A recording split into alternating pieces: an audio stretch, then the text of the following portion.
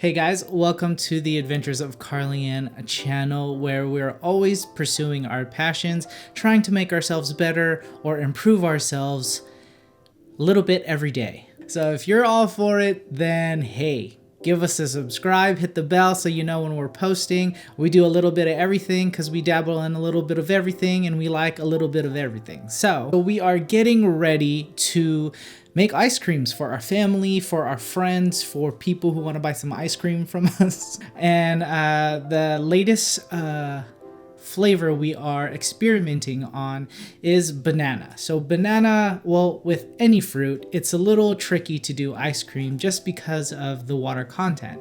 Now, bananas might not have as much water content as maybe strawberries, which you can probably find that video somewhere in the corner. But before you watch that strawberry ice cream video, we're experimenting with 3 different types of banana ice cream. We have one we're straight up going to blend or pulverize.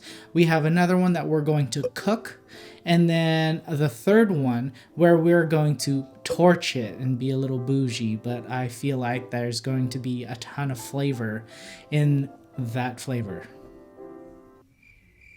Here's what we did with our 3 experiments of banana ice cream. Let's just dive into the kitchen and we'll talk about it.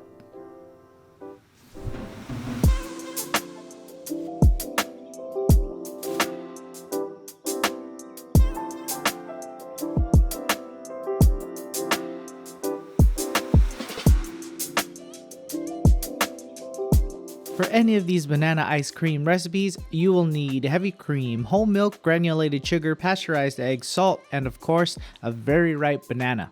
For our 3 experiments, all the measurements are the same. The only difference is how we're handling our bananas. First off, our cooked version takes 6 ounces of your ripe banana, sprinkle a little sugar, and basically make a banana version of applesauce. Once it's all cooked out, set it aside and let it cool completely. Next, we have our torched version. Take 6 ounces of ripe banana, smash it on a sheet pan, sprinkle a little bit of sugar, and torch it. Get it a nice caramel brown. Give it a mix so you can torch different parts again. Set it aside and let it cool completely. Moving on to the recipe, you're gonna cream 75 grams of granulated sugar, 1 whole pasteurized egg in a blender.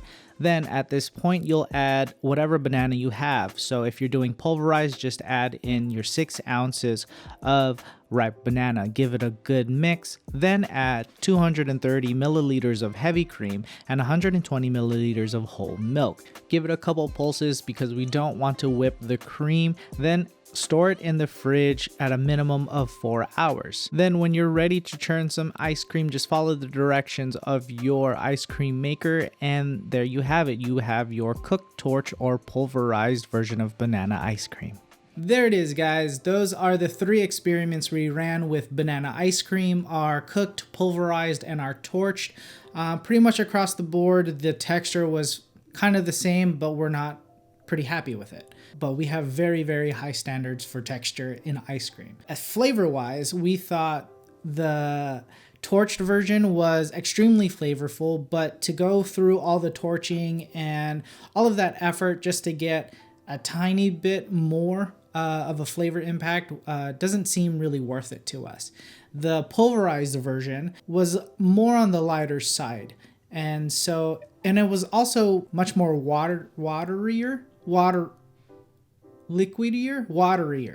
than the other ones, just because we didn't do very much to it. We didn't cook anything out. We didn't try to dry it out or anything. Our favorite in terms of flavor is going to be the cooked version. So I think right now we're gonna go flavor-wise, we're gonna go towards or continue with the cooked version of our banana ice cream and then tweak the ratios just to get a little better texture, because that's what we're all about. Like I said in the beginning, improving ourselves every day, and that includes our friggin' ice cream. So I hope you guys enjoyed that video. Make sure to follow us on all our socials. Hit us up on Scene. We can talk about ice cream, travel, food, ice cream, pretty much anything in ice cream. So anyway, catch you guys on the next one. Bye!